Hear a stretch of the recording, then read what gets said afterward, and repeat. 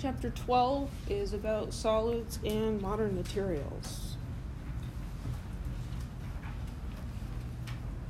In 2010, Gaiman and Vasilov were awarded the Nobel Prize in Physics for the discovery of graphene.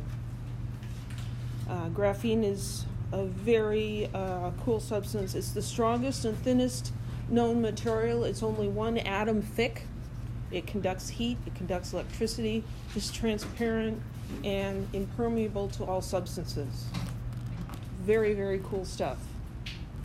How did they discover this? It's not really an accident, but it's what they call lateral ideas.